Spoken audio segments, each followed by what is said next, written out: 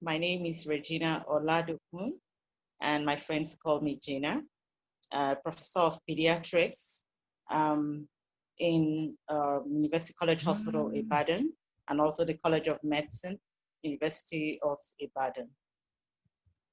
And I'm an infectious diseases expert. Yes. Thank you very much. Can you tell us a little bit about when you first started to notice COVID cases at your hospital, and then what is going on now? Are you seeing fewer cases? Has it peaked off? Can you just give us a little bit of a situational update, please? Okay, so let me start with the country, Nigeria. So you know that Nigeria is in the southwestern part of Africa, and is the largest, it has the largest population in Africa. And the first case in Nigeria was identified the last week of February, 27th of February. Everybody knows that by heart, because that was when the first person imported COVID into Nigeria. So a gentleman from Italy, he survived, by the way. So the current total for Nigeria is just under 60,000, and then just over 1,000 deaths. Number tested, just about 500,000. So the testing is maybe not as many as some other countries. But the thing is that we think the numbers we have may be representative after all, because we had COVID in one city in the northern part of Nigeria where people were actually dying. There was an increased number of people dying, and they didn't know what was causing the death. And the COVID pandemic had started. So when the National Center for Disease Control investigated, they found it was COVID. And it hasn't repeated itself in any other parts of the country. That's why I say it's quite representative, because when it peaked in June, July, we had very large numbers, but the number has gone down now. So I think truly, we might not have had as many deaths as some other countries. Then coming down to the University College Hospital where I work, I led the case management pillar, because you know for COVID you have different pillars: case management, surveillance, and so on. So I led the case management pillar, being an infectious diseases expert. We had the most severe cases in the state. Yes, because that's the teaching hospital. Our hospital is an academic hospital. So we had, we tested so far less than 1,000, and we've had about 25% of that was positive. And about half of that was staff. For children, we had also children traced, and that's how we got the numbers we got. About 83 children were tested and only 11 were positive. Out of these 11, 3 were surgical cases who were just, by the way, tested because they were going for surgery and they were positive. They didn't have symptoms. So in all, we didn't have any child admitted for COVID. So that was my hospital. So the children fared quite well, as they did in other parts of the world. And we never saw the multi-organ inflammatory syndrome that was described elsewhere. At least for now, we haven't had that. So that's about it. Thank you. Well, I'm really glad to hear that the children are doing very well and you haven't seen a high admission for that, and also that your adult patients are so well managed in your hospital. Can you please discuss a few or even one challenge facing your hospital, either during the pandemic or currently right now? Like every other part of the world, we had shortage of PPEs, the general challenge in the hospital, PPE shortage. And then there was a lot of panic, paranoia. No one wanted to hear COVID because it was like the death. They thought it was a death sentence because people had watched documentaries from Italy and Spain, and no one wanted anything near that in our hospital. And we knew also very well that We didn't have facilities for critical care for COVID patients. So people panicked. So one of the challenges, apart from the shortage of the PPE and the paranoia, some of the patients we had just over 100 who were not staffed, and some of them died. Unfortunately, we couldn't escalate beyond oxygen, just giving supplemental oxygen by maybe non-rebreather. We never ventilated even a single case because we didn't have the wherewithal at that point when COVID peaked. And then sometimes control efforts were poorly coordinated, as we're seeing in some other parts of the world. So it didn't happen elsewhere, it happened here as well. And then testing was an issue. At a point, there was a problem of reliability of the results because we had a lab that would give us result, and if you tested in another lab, gave another result. So that was an issue at the beginning, and then it got stabilized because another lab opened, and then that lab seemed to have better results, and that was better from then on. And then turnaround time at the initial period was as long as a week, and sometimes a couple of weeks, but then it stabilized when things got better to as short as 24, 48 hours. So a lot of the problems were at the beginning when things were being set off. And then there were a lot of administrative bottlenecks.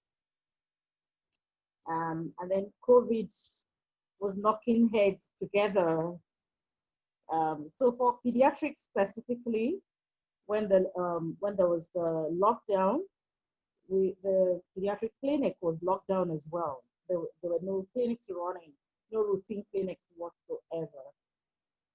And the pediatrics was peculiar because the way the clinic is structured is it has very poor ventilation. If you didn't put on the air conditioner, and of course power outage is frequent in the country, so it just was not a conducive place for dealing with any airborne disease like COVID at that time. So the clinics were suspended totally at that point. And as we had studied the situation, I realized we had to reopen the clinic because a lot of children were then coming. Some children were coming to the emergency room with the terminal phase of chronic diseases that maybe if the clinics were locked down, we might have seen them and helped the situation. So I think that was what, for me, made me think we had to reopen. So we reopened gradually, and the structural issues I was talking about, we had to work on to open all the doors and windows and not bring in the patients and their caregivers into the clinic. One at a time had to be brought in. But right now, we've gone back. All the clinics are running, but we're still doing the social distancing. Everyone is still wearing a mask, and we're at alert for any cases of people who may have symptoms of COVID. So in the hospital, the University Hospital as a whole, about 6 teams, and so the hospital was divided into thematic areas, and then each team goes to different thematic areas to make sure and enforce those preventive measures. So that has helped a lot. In Nigeria, we have the insurance uptake is very low. So it's out of pocket for the patients. And then so you have relatives who have to hang around to see what needs to be done for their relatives. They need to buy drugs, they need to pay for investigations and so on. So they must come around, they must hang around. And in the COVID period, you don't want visitors in the hospital, but then who's going to pay for those things? Who's going to buy food for them? Who's going to buy drugs? So they have to come around, but the task force just tried to keep the level of the overcrowding low and to try and enforce mask wearing because there was a mask mandate in the hospital. The task force has really done a lot. And then the different pillars of COVID-19, the case management pillar, the surveillance, lab, risk communication and so on. They were all put in place.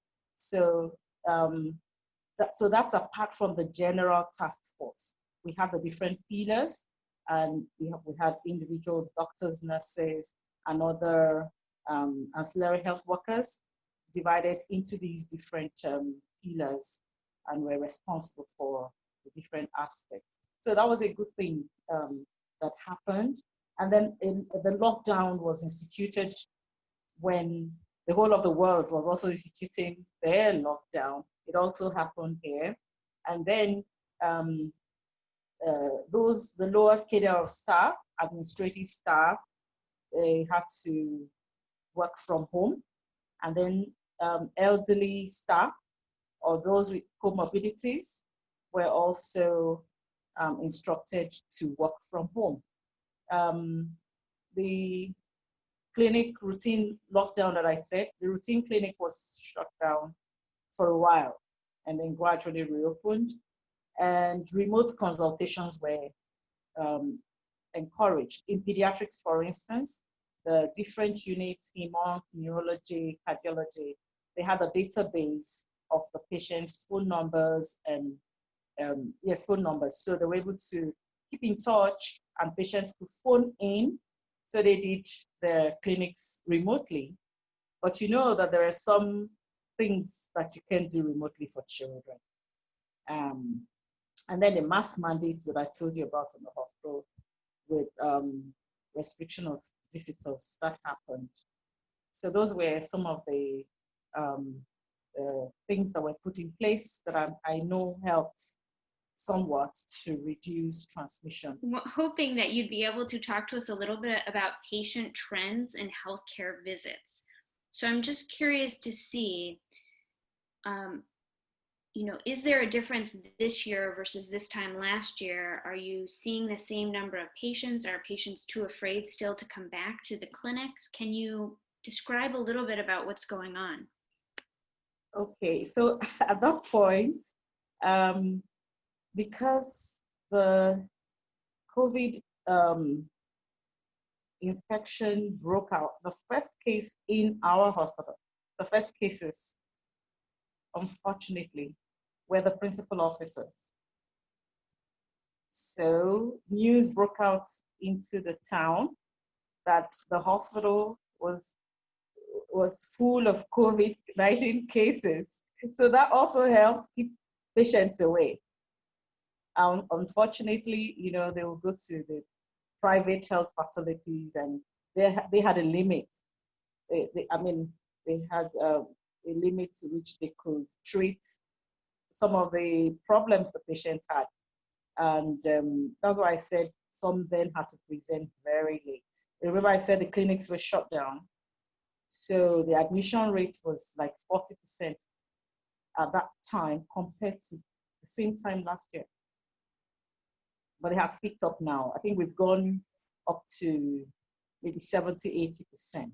On the pediatric ward, are you seeing more severe cases of disease presenting now? Or do you think people, now that things have gone down a little bit, are feeling more comfortable to come in when they first become sick? We're still having, here generally, patients present late. So even before the COVID, a lot of patients present late, but during the COVID, it was worse. So right now, we're almost like maybe what we were seeing about last year, something like that, around this time. So the number that used to present late will still be generally the same kind of numbers that we have now. Because out in the town, people have gone back to their normal. They don't even wear masks anymore. Oh my. Parties are going on. The places of worship have opened up. The marketplaces are full. So it's like people don't even believe, some never even believe the COVID was ever there. So when the churches opened up and restaurants and markets and transportation was back the way it was before, did you see an increase in COVID cases or did it actually stay the same? Not yet. In fact, in our hospital, for the last 2 weeks of September, there were no cases anymore.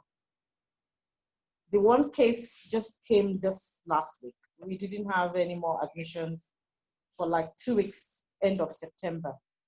So that's a good thing. It has actually gone down. However, the children returned to school last week.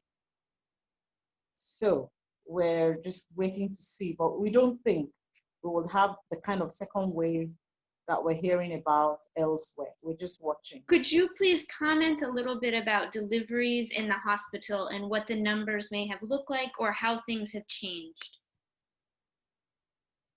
Okay, I made the inquiries, and then from what I could see during the peak of the COVID infection, the private hospitals were turning away patients because people were scared of COVID. They didn't know who had COVID, who didn't have. So they tended to send patients away, and they would just report to the teaching hospital. The Ops and Gynae department never closed down. In spite of the restrictions in other parts of the hospital, they didn't close down because they had to deliver the babies. But they restricted with the gynae aspect, the gynae issues, but Ops never closed down. I don't have their numbers, but they didn't have any reduction that others might have had. A pleasant surprise, because I told you we couldn't escalate to critical care for any of the patients, and I mean, some of them died. So you can imagine if we had large numbers, I don't know what we would have done. It is very interesting, and I talked to my colleagues in Malawi as well, and they are echoing the same thing that you're telling me. They did not have as many cases as they thought, and they are waiting and waiting, but right now, the cases are not there, and they are also not having an increased report of deaths in the community. So they think it's true that there just was not as much COVID, or that people are not getting as sick or maybe are asymptomatic. So I'm very interested to see what kind of data comes out after there's been a thorough analysis of this. Thank you so much, and I am very appreciative, and I hope you have a nice evening and that your job tomorrow is not too busy. Thank you very much.